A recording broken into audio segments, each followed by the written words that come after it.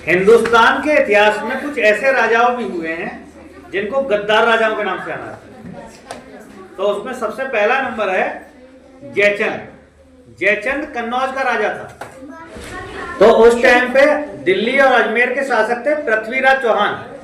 पृथ्वीराज चौहान अपनी सीमा का विस्तार कर रहे थे और कुछ आपसी मनमुटाव के चलते उन्होंने क्या किया, मोहम्मद गौरी को पृथ्वीराज पे से युद्ध करने के लिए आमंत्रित किया।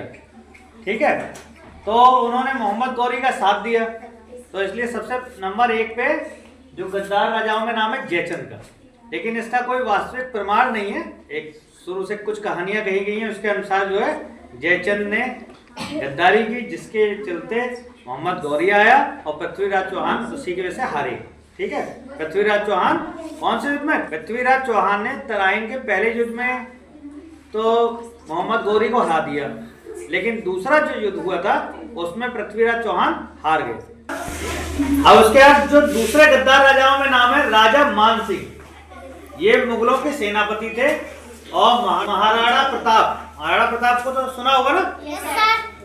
अब महाराणा प्रताप के घोड़े का नाम था चेतक। मुगलों की तरफ से राजा मान सिंह ने महाराणा प्रताप से युद्ध लड़ा था, इसलिए दूसरे नंबर पे जो गद्दार राजाओं में आया नाम राजा मान सिंह। के बाद में जो तीसरा जो है गद्दार राजा है उसका नाम है मीर जाफर। इस मीर जाफर के वजह से ही एक तरह से देखा जाए तो देश जो है गुलाम बना।